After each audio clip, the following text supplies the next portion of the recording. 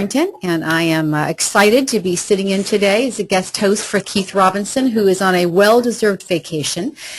And we've got a great show lined up here for you today. We've got Jim Colhoun, top producer with the Orinda office, who's going to give us a seasonal tune-up and talk about all the things that we should be doing between now and the end of the year to set ourselves up for a great 2014. We've also got Rekha Daram here from the Walnut Creek office. Rekha is new to the business, new to us, but is doing some great things, and she's going to talk about the kinds of things that she's succeeding with being brand new in the business. So just a reminder, there is that question box there in the webinar set up there. Don't be shy. Pop in your questions, and we will be sure to answer them for you. So let's just jump in and get started. Welcome, Jim. Hi, Kathy. How you doing? Good, good, good. How was your turkey day? Well, I'm so pleased not to be watching football for the last 5 days like I have been. So I feel like I'm glued to a couch. Right. It's good to be back to work. Back to business. Back to business. So Jim has been in the business, what? You've been in the business 25 years? It's going to be 25 this May. Oh, yeah. Congratulations. Thank you. That's awesome. Wow. And all with Mason-McDuffie, too. All with Mason-McDuffie. And I know in years I've been working with you, you've been either top 5 or top 10 producer in the company. So your consistency is something that has always really impressed me. And I look forward to hearing some of the things that you do, because you sell the $4 million house. You also sell the 200. Hopefully. Yeah, right, exactly, in this market. But you also sell $250,000 condo in Concord, right? So you're not not too proud to sell a lower end home. You look for business wherever it comes to you, whether it's buyers, sellers, whatever market demographically, or whatever level. And I think that's certainly one of the keys to your success. You've got to go out and work for the business, and wherever the business takes you, within reason. So I'll work in Oakland, I'll work in El Cerrito, Concord. My main business, though, is in the Orinda area, out of the Orinda office. Absolutely. Okay. Well, let's talk about a little bit about what your business was like in 2013. What did you experience, and how was it different from previous years? And then we'll kind of get to this year. Well, when you ask a realtor how your year was in December, I think we're all a little weary at this point. And so my feeling about 2013, it was a grind. It was really hard work. If you look at the numbers, the number of sales, I think, in the industry declined, but there were so many buyers out there. All the multiple offers made for a very tough job for agents to stay in production. Right. So it was a grind, and I felt that same grind, I think, that everybody else did. But in the end, it worked out.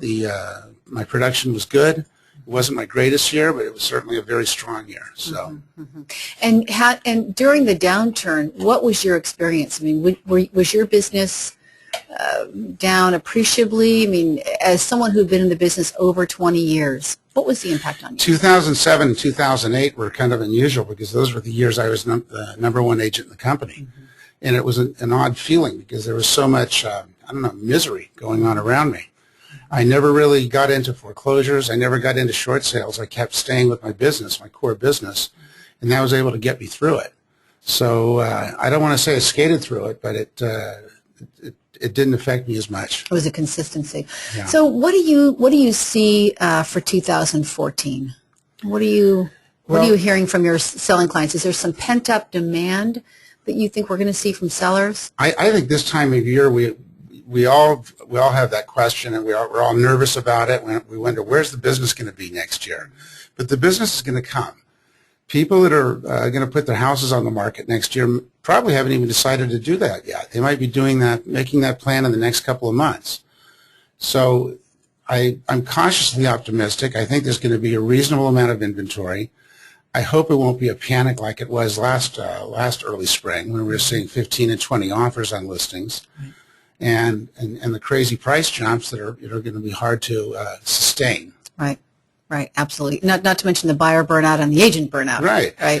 I read something in the Chronicle yesterday by Karen Starr, and she talked about there were periods in 2013 where it didn't seem like anything was happening, that the buyers and the sellers all seemed to take a pause at the same time.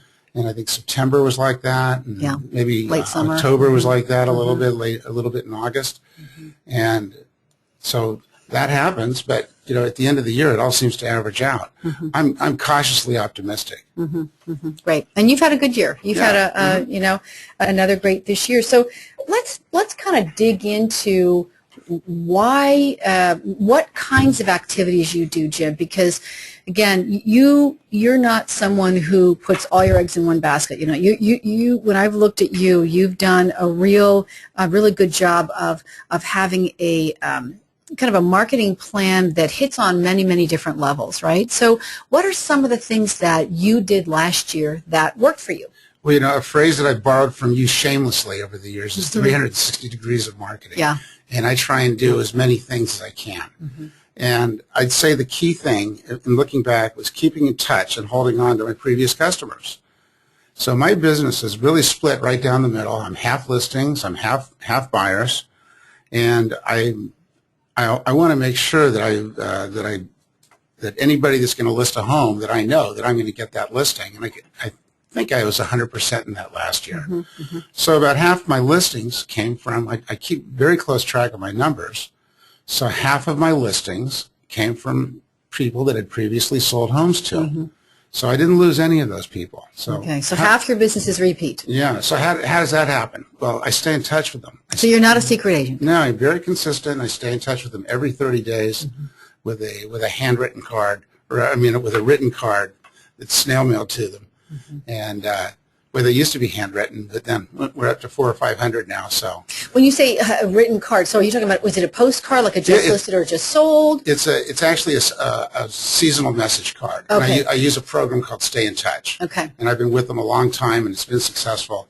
And I can't tell you how many times I go over to clients' houses and the card is like stuck in their refrigerator with a magnet. Right. It's an attractive seasonal picture. So it's a sign up and forget about them program. And these are great programs to have, whether you use Express Docs or Stay in Touch or whatever program you use. The important thing is to have an automated system. It doesn't require you to do much except the initial setup. We do it once a year, but I have a great assistant, Teresa Ramirez, who helps those cards get out every month. So nice plug. Congratulations, Teresa. Teresa did a great job this year.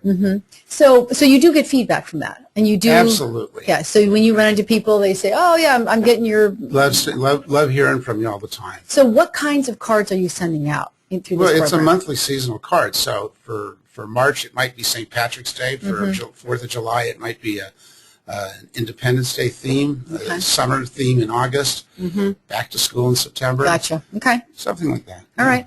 Do you send out market reports or market data? Kathy, I think our quarterly market reports are some of the best in the business. I wasn't asking for that, actually, but thank you. But certainly, we've got to get into this. We want to talk about how we manage our market, our database. Right. But the drip system is something that you should be using. Everybody should be using. It doesn't cost a penny. It's automated.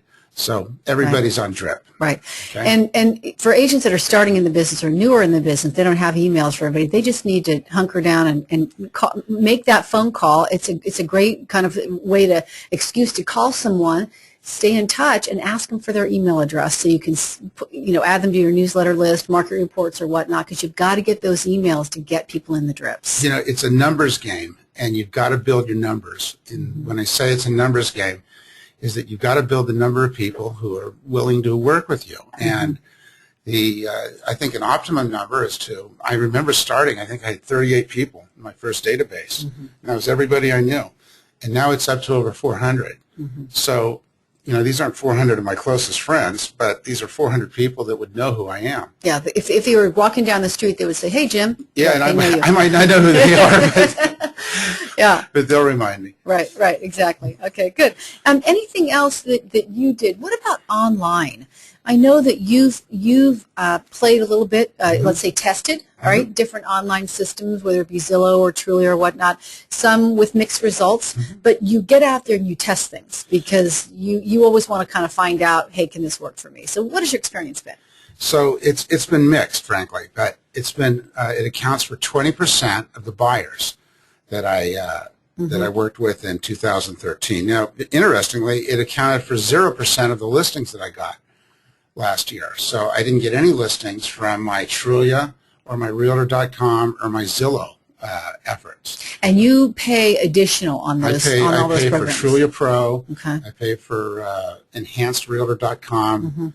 And I'm not paying Zillow anything right now. I kind of go back and forth between Trulia and Zillow depending on the results. I kind of get mad at one, and then I go back to the other one, and then that's where we're at right now. All right. And so you pay to get leads in certain zip codes. But I just need one great result. I had a great result just a few weeks ago on Trulia where a person called up, and she had just been to an open house and wanted to write an offer and got my name off of Trulia, and boom, we wrote the offer.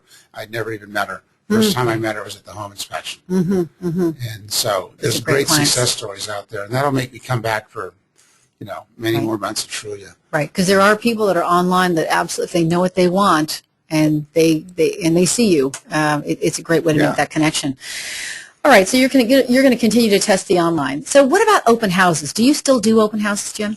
I do, and again, in tracking my business, I had 12 buyers last year, and 2 of them, or roughly 15 to 20%, came from, just a little under 20%, came from open houses, and those are buyers that'll be future sellers, I'm sure, at some point. So open houses were a valuable part of my business last year. Okay. Certainly enough to make me want to go back and do more open houses. Right. Absolutely. Absolutely. Yeah. Okay. Good. So you've said that over and over that the most important part of your business is your database. You say you've got about 400 people in that database, and again, these are people who on a first name basis, or at one time did. Yeah. So let's talk about. One of the things that's really important about a database is that you don't just have the database, upload it, and forget about it, right? You've got to pay some attention to it. So talk about what you do. Okay, well, this is the thing to do in December when it's a little bit slower and, it's not as frantic. Now you want to take some time and you want to clean up your database, and you want to trim people who you're sure you won't be working with in the future.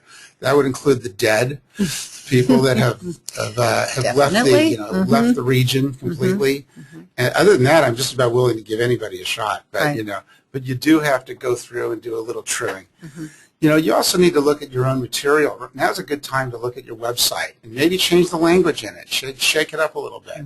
Write about your experience in 2013. Things have changed. Right. I mean, if your homepage of your website still talks all about how you're doing short sales, you need to update it, right? And another thing is the picture. So, it's just like when I, look at somebody's house and they ask, well, should I paint? And they say, well, how old is it? So same thing with your picture. If your picture is more than 5 years old, you need a new picture. Yeah, amen to that. So on an ongoing basis, would you recommend that agents do their updating of their database quarterly as well as their website? Because I think it needs that consistent attention. Once a year just isn't enough. You've got to work on it. And, it's real easy to do. Like, for instance, in WebTop, you go into the client information center, and they make it very easy to see if somebody's on property alerts or first alerts. Right. And how often do we see that people that have bought homes 2 or 3 years ago are still in first alerts and are getting emails every day from you? And I think that's just really lessens the message.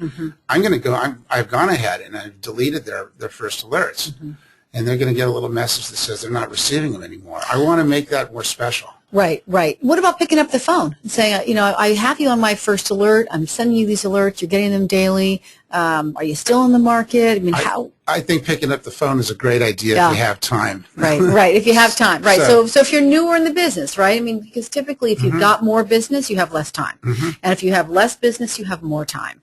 So and if you have more business, you have more money. You can use more automated systems. Exactly, and when and you pay have someone. less business, you use yourself more. Right. So how often do you pick up the phone?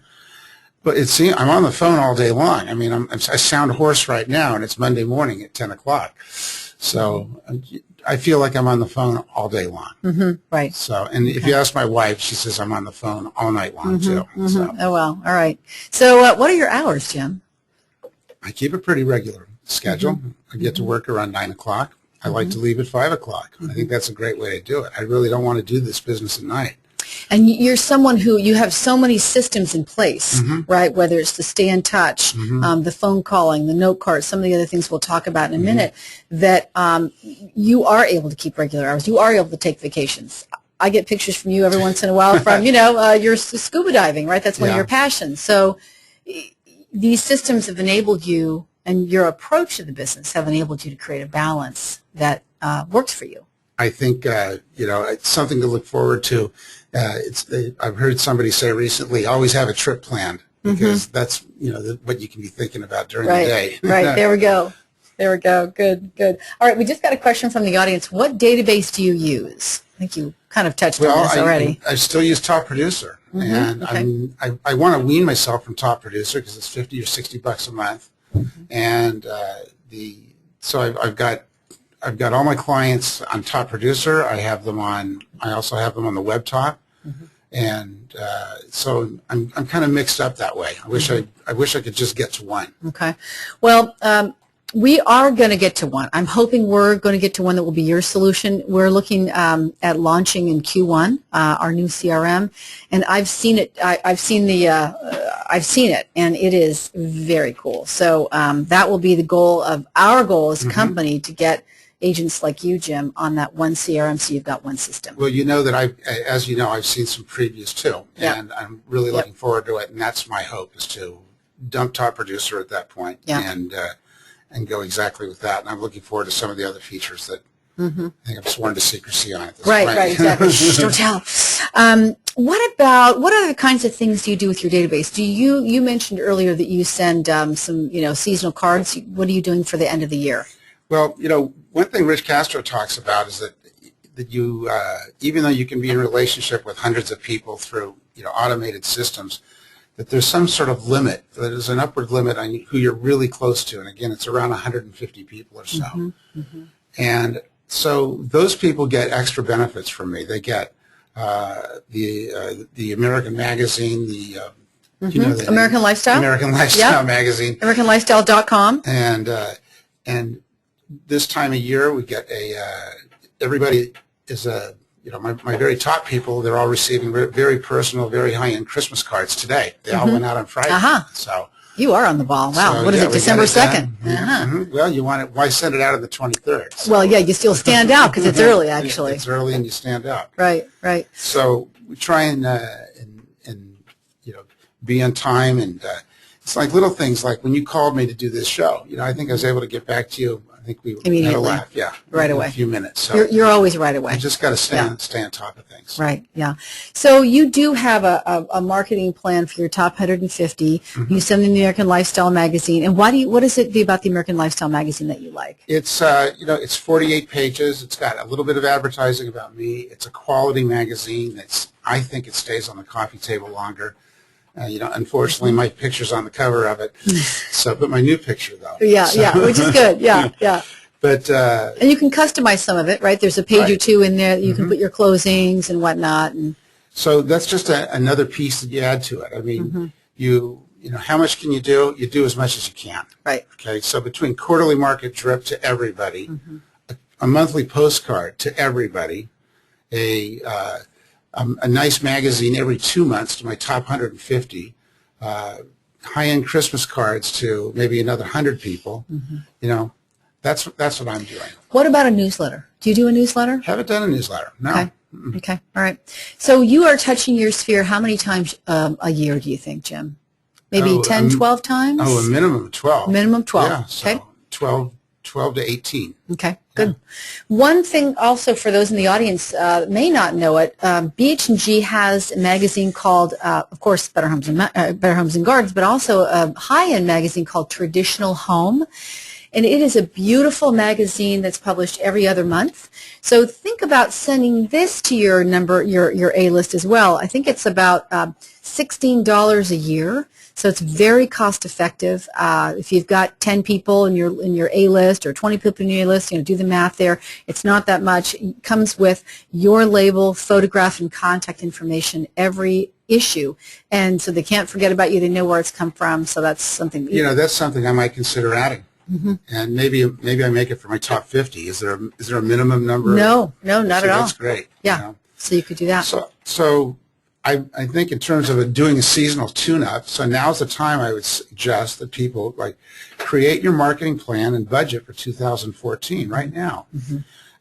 Make it optimistic but feasible, something that you can afford. Decide now what pieces you're going to include. What happens is that we get busy, and you'll go ahead and you'll get some listings, you'll get some buyers in the spring, and then all of a sudden you realize, because they sold quickly, that you never got any advertising or any marketing out of them or any benefit from it. You're going in the next listing presentation and you can't even show a single ad or a marketing piece that you developed because the listing sold so quickly. Right. So commit to doing it now, and maybe even sign a contract for some print advertising or some direct mail, and so that you commit to it. And put a plan in place. So before you go ahead and do put those, a prayer in place. Right? Yeah, probably a little prayer in place too. We're jumping ahead a little bit. Let's just go ahead and go to the business plan, though. Because you talk about going ahead and buying the ads or putting the Stay in Touch program in place. But before you do that, you really got to create that formalized business plan, right? I mean, tell us about how you go ahead and do that. I mean, you're 25 years in the business. I mean, do you actually sit down in December or November and go, here's my formal business plan? And if so, how do you do that? Listen, no, the answer is I don't, but because I'm already doing all these activities. Okay. I know that the listings are going to come. I know that the buyers are going to appear. And I have faith in that because I've been doing it for so long. But if you haven't, then you've got to plan on doing open houses. So for me to get 2 buyers out of open houses, I think I had to do 12 open houses. So you need to plan on where you're going to get your results from. You have to track and know where your business comes from. Right. I always know my numbers. I can tell you what percentage my buyer or where my buyers come from and where my sellers come from, and we keep track of that. And we go about managing that business. And so if you're spending money doing something that is not netting you any business, at the end of the year you reallocate those dollars to something more effective? Right, like maybe switch from Zillow to Trillia. Right, exactly. Sorry, Zillow. Yeah, right. And then certain things are done just for branding purposes, right? Right. So you go ahead and you do it sounds like you sort of have an ongoing business plan in your mind. We're looking to add pieces. So the pieces that we want to add in 2014, for instance, is that we're looking very, very much forward to the CRM piece because I want to get more value from my website. Okay. Right. I want to do a better job. Just getting less than 10% of my total business from the internet means I'm probably missing some business on there. Right. So, right. Your online business should be a minimum of 20 to 25% of your business, and it should grow from there. So there's got to be a way to do that, and one of the ways might be this concept that we're starting to talk about of mid-level registration. And what I mean by that is like when I go on my website, you can basically you can stay all day on there and get all the information you want. If I go on the New York Times website, I can read 3 articles. Then I've got to subscribe. Right. Right. So what Jim is talking about, the mid-level registration, is something that we will be offering as part of the new platform in Q1, where agents will have new websites, and when someone comes in to search a property, they'll be able to search 3 properties, and at that point they'll be prompted to register and give their information. So at that point they'll be signed up for First Alert, and you can actually contact them. Their information will go directly into your CRM. So that CRM is plugged into your website so that you have the ability then to communicate with them ongoing. So that is one of the ways that we're going to be capturing more leads for agents on their websites. I'm determined to do that because I'm just not getting the results that I want, that I think I should be getting from my business. And I look at other successful agents that have very strong websites or very strong print campaigns, and I think they're doing a better job than I am, and I want to copy them. Absolutely. Well, that's good. So let's go back to the what advice do you have for agents who are newer to the business in terms of how they should allocate their time. This goes back to the question of they don't have a lot of clients yet, but they have a lot of time on their hands. So their challenges and issues are a little bit different from yours. But how, number one, how should they keep from sort of, making sure the holidays don't get away from them and have that be just a complete wash, right? The month of December, it is easy to have that month be a wash. What are the kinds of things Well, they listen, should if do? you're listening to this radio show right now, you're doing one of the first things that I think is a good idea. And that would be like consider, additional training or education. Right. You might want to add so that you can add to your knowledge add to your skills. And to that point, there are a lot of great webinars out there, not just ours, but there are really good webinars. Actually, Zillow has a Zillow University, so they've got a webinar. If you wanted to, Inman News has InmanNext. .com. If you just go to InmanNext.com, they've got great webinars on, how to increase your leads, how to cultivate your leads, how to increase your conversion, social media, all that kind of thing. So maybe make a commitment to listening to one webinar a week, going to one training a month. One of the things that we're going to be talking about in a minute is power prospecting. So there's some of the great free trainings that we offer, and those are the kinds of things that you really ought to be taking advantage of. Kathy, improving your skills will always make you more money.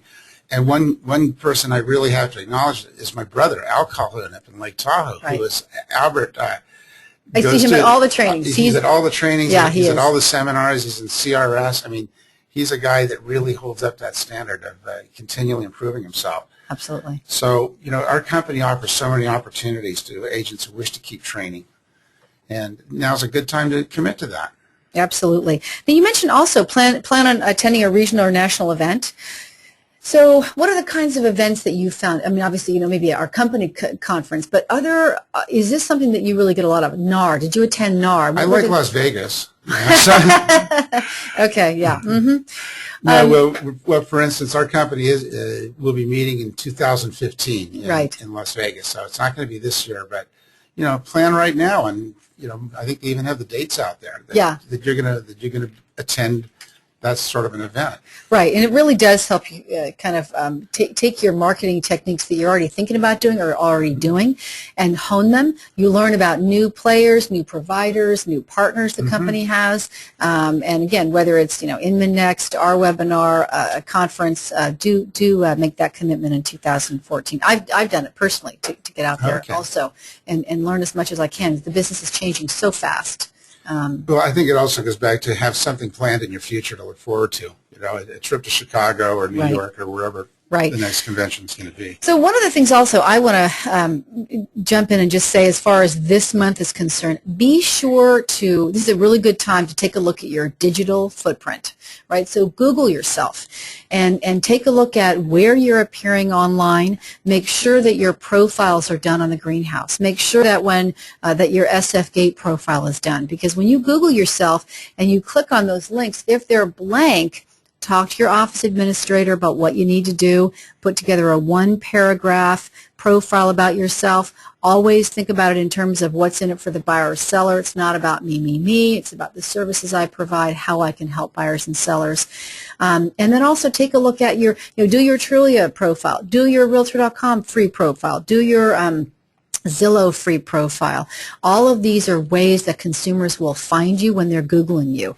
Because if you have a meeting with someone, they may not know you that well, they are going to Google you. Carr just came out with a study a little bit ago that said 63% of buyers and sellers are Googling their agent before or after a meeting. So keep that in mind as well. Kathy, I think this is the area where you are so invaluable to the agents in this company, and that you help us, keep honest with that and keep us up to date on that. I want to thank you. Thank you, Jim. Thank you. You do a great job at that. I appreciate that. What about social? What are you doing for social? And are you planning on changing anything about it for next year? I look at Keith Robinson on Facebook a lot. And He's a master at it. I really think everybody should be friends with Keith. He's got good postings frequently. Again, another area I could do a lot better at, and I've chosen not to. Jump in there right now. Okay. One of the things I think it's important to do in social that sometimes we don't always do is to think about where our buyer is or where our seller is. Because if we're working with, 60-something men who are maybe doing flipping, chances are they're probably not going to be on Facebook. Or they might not be on Twitter. But if you're talking about, working with millennials or working with, 40 to 50 something women, chances are they're going to be on some level of social media. So, think about some strategy for yourself for next year. If you've already done Facebook, then maybe add one more component, add Twitter or add Pinterest. I really encourage you, though, don't decide to do 5 things. Don't say I've got to do Twitter, Pinterest, Facebook profile, Facebook business, Instagram, all of the above, because it's going to erode your business, and the foundation of your business, what Jim has been talking about today, is what's the most important. That's your database. I would say if you could commit to adding one new marketing technique that you've either always wanted or were fearful of undertaking before, maybe that's what I should be doing, Right. Yeah. with regard to social media. Mm-hmm. If I could just do one, though, would that be okay? What I encourage you, only do one. Only do one, because if you can master one, that's where you're going to start to see some results. If you do something halfway, you're not going to see the results. So if you could see if there's somebody in your office that's doing a good job at it and try and, copy them, imitation, Absolutely. It's not a problem. Absolutely. Take a look at what your competitors are doing always, and learn from them, and take the best and go from there. Well, Jim, we're going to now just go through your tips, and some of these we've already touched on. Sure, so I think we covered it. Yeah, we pretty much covered it. The first is, clean up your database, trim the people you're sure you don't want to be working with, right? And build that database. Right now is a good time. Yes. If you're sending out Christmas cards, or just have some time on your hands and get that database built up. Add those names one at a time. Maybe commit to adding 3 per week if you can. There you go. I like that idea. Commit to adding on a consistent basis. So If you added 3 per week, that's 150 a year. Yeah. Now, Great. there's going to be some attrition, but boy, in 4 or 5 years, you could have that rock solid 400 to 500 people. Yep. Okay. Commit to adding 3 a week. I like that. Okay. The second one, audit your material, right? Got to clean up that picture.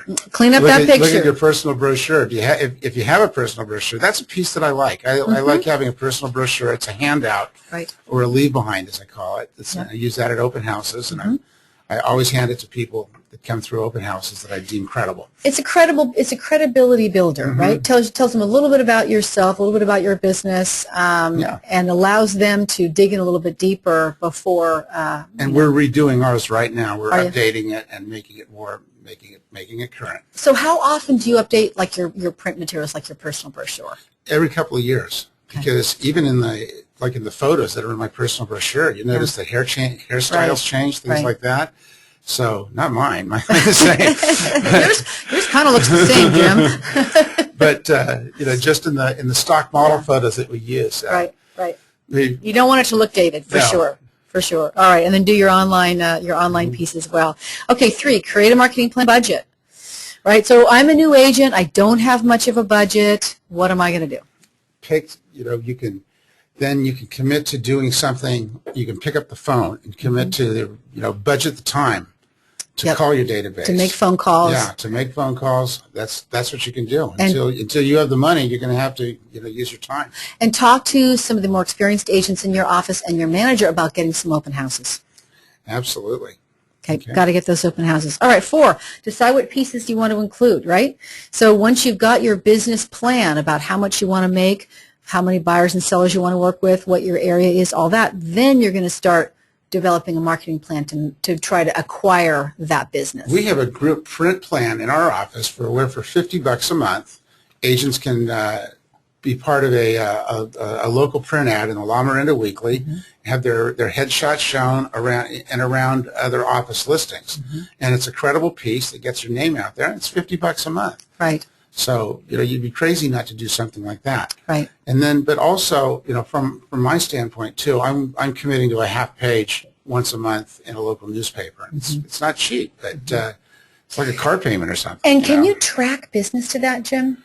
Because, I wish I could say I could, but I think each market has different pieces that people use. So look at what your competitors are doing, but also see if you're getting any results from it too. Right. And if you're a listing agent, I think there's still some merit to that. Sellers want to see their homes advertised in some traditional methods too. Okay. All right. Good. And then 5, just review your transactions from this year and understand where your business came from. And I think you cover that very well in terms of helping us understand how important it is to really know where your business is coming from. Because if you don't know where your business is coming from, you can't develop that plan for next year and on and on. And well, Jim, thank you so much. Thank you, Kathy, for having me. Yeah, as always, you have really share a world of knowledge with us, and to all the thousands out there. I know that.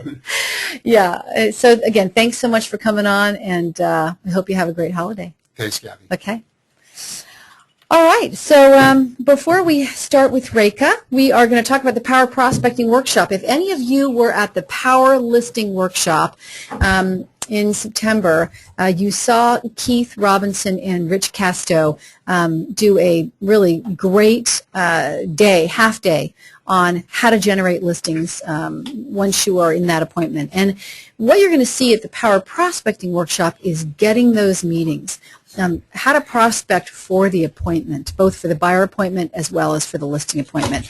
So be sure not to miss this Power Prospecting Workshop. We're doing one in the East Bay, Lafayette, which is Friday, December 13th, and one in the Wine Country on Tuesday the 10th. So be sure to attend those. If you want to attend, talk to your branch manager and RSVP. You'll also will be receiving another invitation. You've already received one. You'll be receiving another invitation within the next several days, so be sure to just click there and register, and we look forward to seeing you there. All right. Well, I'd like to welcome Rekha Daram.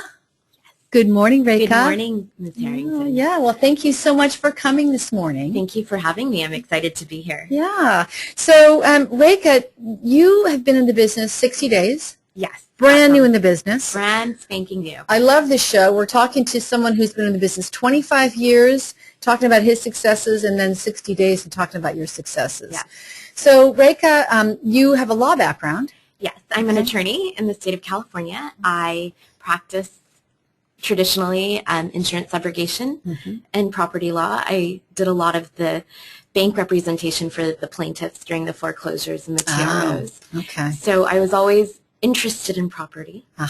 And this definitely is on the other end of the spectrum, where it's more positive. It's a more positive experience with buyers and sellers because they're taking responsibility for their situations or making responsible decisions. So I enjoy this end much, much more. Right. Very different market now than it was a few years ago. I think Yes. it was hard not only for the buyers and sellers, but on our agents as well. Correct. Seeing their clients foreclose and have financial difficulties as well. So why did you become a realtor? I've always had a love and passion for property and real estate. And I think that there's a work balance that can be achieved if this profession is done correctly. And as a future mother, I felt that this would work well, where I can create my own hours, be effective in the hours that I work, rather than work someone else's schedule. I can create and work my own. And congratulations, by the way. You are Thank you. 6.5 months pregnant with your Yes. first child. Yes. That's great. You know what it's going to be? It's a boy. It's a boy. Oh, a my boy. gosh. That's very exciting. So. Good. So you consciously made the decision to become a realtor, and it sounds as though you've had some real successes through your IPC, actually. Tell me about, so to anyone on the call that does not know it, IPC is Internal Productivity Coaching. Correct. And this is our own Mason-McDuffie Better Homes and Gardens coaching program that was started in 2013. And it's led by Gina Piper, who is top producer. Gosh, she's top 5 this year and was, I think, top 5 last year as well. She's amazing. So tell us about the IPC coaching, and then we're going to get into a little bit of how it's been working for you and the kinds of things you've been doing in it. Okay. The Internal Productivity Coaching, which is what IPC stands for, Right. was created by Better Homes and Garden. And basically what it is, it's a training educational program, but it helps stabilize and helps with the attrition levels of new agents. Right. It creates a built-in support system. There are mentors. They're top producing agents that lead the program, but they're also mentors. And they end up becoming personal friends of ours, personal resources. Gina Piper's out of the Tri-Valley Pleasanton office, and I work with Melissa Case out of the Riviera Walnut Creek office. So Gina does the programming, the traditional training in the mornings, and we have coaching twice a week. It varies depending on location. The Walnut Creek Riviera office meets on Mondays and Thursdays. There's different levels. If you're an experienced agent from a previous company, or if you're a new agent, we all start off in the same program. And as you build your escrows, you kind of break off into different groups based on your needs. If you're ending up with more buyers and you want to focus on listings, those groups meet at different times. So it's built to your needs. Yeah. So IPC is actually what immediately follows the Ignite training, which Correct. used to be the Go training, Yes. right? So we have a week of Go training, which is Yes. now Ignite. With fantastic speakers. Yeah, which is also if you haven't sat through the Go training or the Ignite training, I encourage you to do so. You can also surgically choose classes if you want, only to go through the technology or only to go through marketing or whatnot. You can do that. But the IPC then follows that, I believe, a week after the Ignite, and you get started into the IPC. So the IPC is very different, however. It is a heavily accountable group that gives you a lot of coaching in very specific activities like open houses and whatnot. So let's talk about what your experience has been in IPC. Well, I've only been in the IPC program for my real estate career, which has only been 60 days. So within the 60 days, I went to the Ignite training, which lasted about a week. And then immediately following is when my IPC coaching began. And it starts that Monday or that Tuesday. So there's not a lot of downtime. And what happens is your first meeting, they go through the basics, the ABCs, the foundation of what a top producing real estate agent needs to do. Which is a lot of what Jim talked about today. Correct. Build your digital footprint, whether it's not to be a secret agent. I need to... You've got a great story there. We'll talk about that in a minute. Basically, it's to announce to your friends and family that you're in the business. You're in the business, whether it's just taking to a post on Facebook, whether it's making some phone calls from your database in your phone, getting your business cards, meeting the other agents in the office, kind of shadowing them, getting floor time, etc. Getting open houses. I did 2 this weekend with the help of my IPC coach who had a connection. It's the holidays. People have open house opportunities. Right. And not as much time. And not as much time. Right. So they would just email us, first come, first serve. You pick a location and you go. So they work for you. They work their connections. So you don't necessarily have to work as hard, but be just as effective. So it sounds like that is one of the benefits of having a top producer as your coach and mentor. Right. It's either their listings, their friends who are also top producers, or someone in the office that automatically would email them because they know that they're the IPC coaches and they have agents on hand for whether it's last minute or whether it's 2 or 3 days in advance. Okay. So you get those opportunities, which is certainly more than you might get otherwise. Right? So it sounds too like the IPC is it's a very highly focused program, right? So you are doing open houses, you're doing certain activities, and what is the goal of IPC? The goal of IPC is to help you create your foundation. It's so that you're not discouraged. It's to help you get results. In the IPC program that I signed on to, we would close 3 escrows. They help you attain your 3 escrows. Right. So they walk you through the process until you have 3 escrows. So basically how IPC works is you graduate, quote unquote, from IPC as soon as you've closed 3 transactions. Whether it's on the buying side or the selling side. Right. So they walk you through everything that's involved in that. Correct. So let's talk about some of the activities that you do to obtain listings. Like, what have you done first of all, have you had any closings yet? Yes, I've had 2 closings, and I'm in escrow for my last one. So excellent. Woo-hoo! 60 days in the business, 3 deals. It's a little nerve-wracking, and it's a little awe-inspiring, but I couldn't have done that without the support of my coaches, Gina or Melissa. They helped me negotiate, or they led the way. Right. I worked with top producers on 2 of them, and they obviously... I shouldn't say bully new agents, but they bully. They have advantages. Yeah. And I want to do the best I can for the clients that I'm representing. So therefore, if I have any questions, instead of always running to my broker manager, I can go to my coaches on a more personalized level. Right. Can you review my contract just to be safe? Right. Do you have any advice for me? Do you have any tips? They're more experienced or seasoned. So therefore, they know what the market is. If I have a specific question, I can go to them, and I don't feel overwhelmed.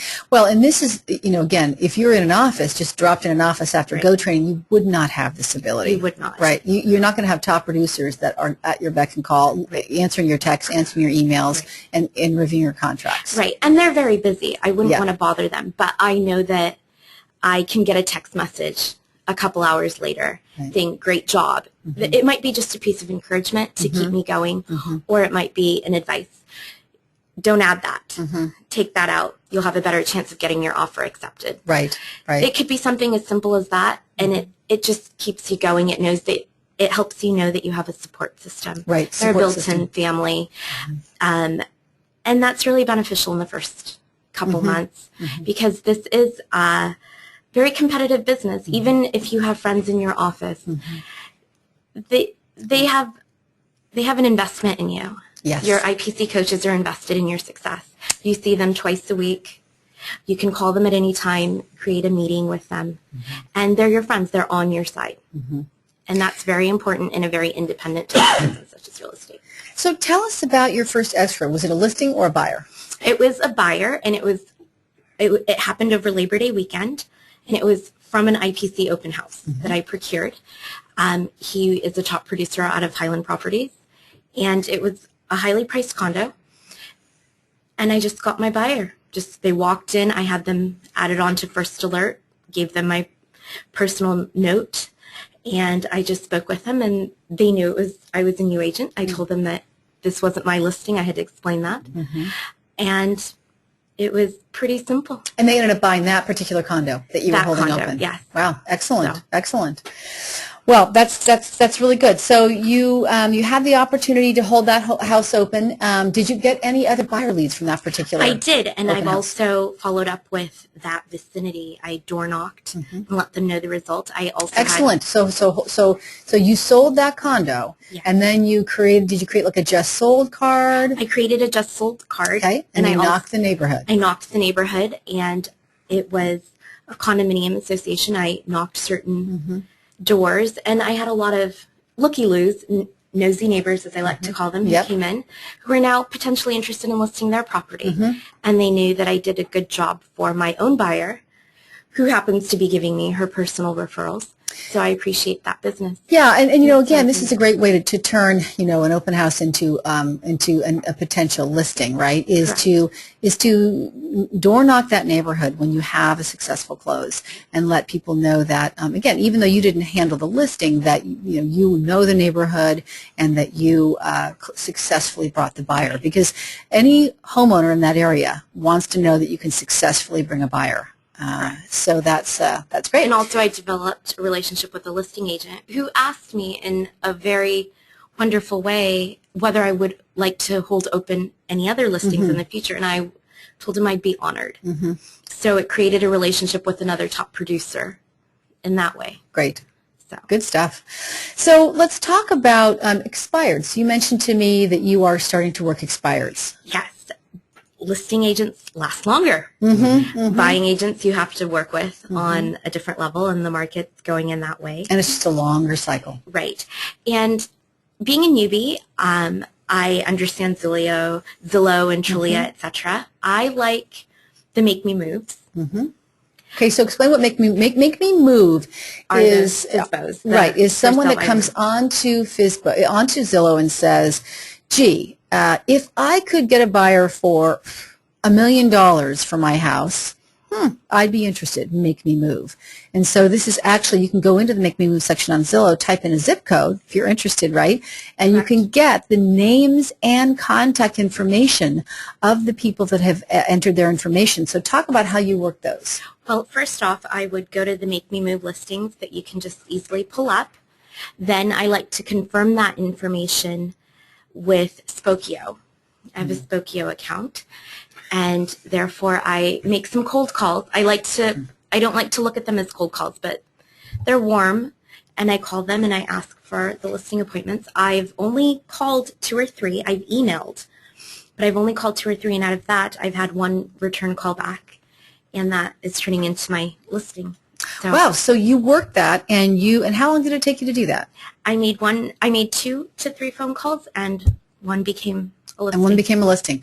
So you've got, they're there. So they're there. So this is something that you think agents can do. So, and how many Make Me Moves were in your particular zip code? I think I pulled up about 5. Okay, so it's not many. It's not many, a lot. but that was a very specific search. If I Right. wanted to Expand it. I could. There's search engines on that. Mm-hmm. You can do it by zip code. You could do it by city. Right. You could do it by price range. So you could look up all of the Make Me Moves in the city of San Ramon, for instance. You don't need quantity. You just need quality. You need quality, right? So. And you need people to answer the phone. Yes, and leave the message. Mm-hmm. I left the message in the morning. So, all right. So a lot of people don't leave the message, but you left the message. I left the message, and I got a call back the next day. And you said? I said, hi, my name is Rekha Daram. I'm a realtor with Better Homes and Garden. I came across information for a property that you're listed on as owner, and I provided that address, and I said, I'm curious to the situation of the property and would like to speak with you regarding that. Very simple, very short, to the point. To the point. Mm-hmm. And my personal contact information. I didn't think I'd get a call back that quickly. A day and a half later. Got a call back. back. And he said, sure, I'm interested. Let's meet. Let's meet. And you ended up getting the listing. Yes. Excellent. That's a great story. Leave the Rekha. message. Leave the message. Work the expireds. Make Me Move on Zillow. Okay? Great. So we talked about expireds. So let's talk about, this is an interesting story. You told me the other day that when we were talking about the show that you had learned a hard lesson. Very hard. You were operating as a quote-unquote secret agent. Yes. Okay, so tell us about that. Well, in many ways, I hate to admit it, but I must be honest, I am a secret agent. Still, venues such as this radio show, etc., are helping me expand my brand, allow people to know that I am a real estate agent out of the Riviera office. But first things first, call everybody in your phone. Leave a message on Facebook. I Twitter a lot. I'm addicted to Twitter. I let people know that I'm a real estate agent. But it could be friends in your circle, friends that you go to high school with, maybe that you've done activities with, whether it's that ceramics class, whether it was a dance class, whether it's your yoga studio. You might just see them in the locker room or right before class. You need to let those people know casually that you're in the business. Because they are your first contacts. Yeah, They're your they are. primary. Right. It doesn't have to be your best friends. It doesn't have to be your coworkers. Your yoga studio, your doctor's office, the receptionist, your pumping gas, the teller at the gas station who sees you at least once a week. Let them know you're an agent. They're more apt to use you. Do you wear your name tag? I sometimes don't. I know that there's a lot of agents who do. I like to make personal conversation. I feel that that's one of my strong fortes, and I like to be personal about it. Sometimes that can be intimidating. I wear that at the open house. I wear that if I'm on my way on a Sunday. I don't necessarily push that. I push myself first, and then the realtor comes along with it. But you should. So, in the business, there's no one size fits all. And this is clearly working for you. I have other agents that say, I never take the darn thing off. I wear it all the time, and it works for me. I have it in my car. I keep it in my car. So depending on the situation, I can place it. So, so you called a friend, right? I called a friend just to say hello. I was shopping. I saw something that I thought she'd like, and I was asking her how life was, and she just said, I just wrote a contract, and I'm moving to Martinez. Because of the school district, I had to get in quickly before the end of August or before the school season started. And I told her, I just became a real estate agent less than 15 days ago. And she's like, you should have called me 10 days ago. I just signed a contract 2 days ago. Ouch. And I just went on a referral of somebody, right? And I was like, well, now you know. So I need to not be a secret agent. I need to let my sphere know. And a lot of people, if you're like Mr. Colhoun, if you're like Jim, they've been in the business for 25 years. Sometimes business finds them, and they come, and they don't have to necessarily work it as hard. But as a new agent, you have to go and contact your personal sphere, even the one that you think is non-existent. Right. Your personal sphere isn't necessarily the 10, 15, 20 people on your phone. It could be your friends on Facebook. And they just need to know. You'd be surprised. People don't necessarily always post. But so they watch, they listen, they listen, they read. Right, they do. So and they won't know to refer you or call you unless they do know you're in the business. Right. I do know an agent that told me he posted on his Facebook page, so excited, got my real estate license today, and he immediately got contacted by a Right. friend, someone he'd gone to high school Right. with who was looking to buy a house. Right. So it doesn't also necessarily mean you've got to prove that you've got experience. It's okay to say I'm newer in the business, because people love the idea of getting all your attention. It's interesting that you talk about Jim having to work hard. Jim and I had a conversation before. He didn't actually get to that. He 50% of his business is repeat, but he consistently gets referrals from people, calls from people who, right, you've been mining through a database for 5, 10, 15 years. And excuse me. So this last year we had a number of sales where buyers sort of popped up that I'd been mailing postcards to, in one case for 11 years, I think it was, and I'd never met the person. He was referred to me, so that was a great sale. So these things can take a while. These can take a while. So don't be shy. Don't be the secret agent. Rekha, you learned that lesson very early in your career, and I know it's going to make a huge impact on how you run your business from now on. And I would say develop your Yelp. I know a lot of people don't like Yelp, but there's apps. A lot of younger millennials use Yelp, whether it's to just check a restaurant in the area or find a realtor. Right. And you can have, a lot of times Yelp is a very overwhelming situation. It's either you've had a very positive experience or a very negative experience. Some agents are afraid to dip their toe in that. But you need to take control. Right. You need to take control of your digital footprint. You need to create it, whether it's just tweeting or whether it's posting on Facebook, whether it's putting something up on Instagram. I Instagram my business card, something very simple, and hashtag it. Hashtag Walnut Creek, hashtag BHG, hashtag real estate, so they can find you. That's how the search engines find people. So talk about the hashtags for a minute for people that are not tweeters. Well, it could be something as simple. Today I'm coming in to speak with Kathy on the BHG webinar. Hashtag BHG, hashtag webinar, hashtag real estate, hashtag nervous, and you'll get your responses. It's funny how people find their tweets, and it's a way of searching for a certain topic or a certain event, and people tweet, and you can hashtag on Facebook, you can hashtag on Instagram. It could be something as simple as green sweater. Right. And if somebody's looking for sweaters, or if somebody's looking, it'll pop up in their So it's just not about posting. You have Right. to hashtag it in order for someone to find it. Right. Gotcha. So it's important, again, to share what you're learning, what you're doing, what you're experiencing. So people, don't be shy. Don't be afraid to get in touch with people. Right. And how much time do you social? I mean, how are you 10 minutes a day? I incorporate it into my daily life. I don't necessarily think about doing it. I just do it. It's something that I look at in the morning. There's articles. There's great real estate articles on the Wall Street Journal, the New York Times. And you share those with And I share those. And I don't necessarily always have to have a subscription after 3, because if somebody else with a subscription is retweeting it, then I have a link to access it.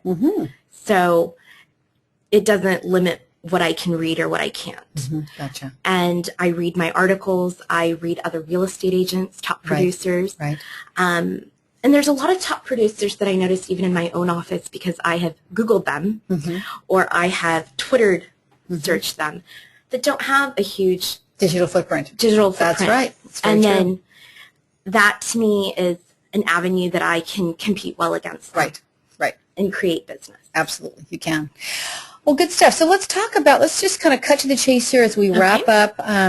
Let's talk about, you have touched on some of these too, but what is it about, if someone is wondering in the audience, gee, what is IPC? How can maybe I benefit if I want to do it?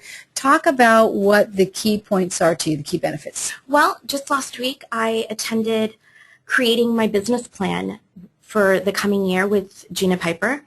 And they tell me how to use the resources that are available. As Jim pointed out, I might not have as many resources as a top producer or more experienced agent has.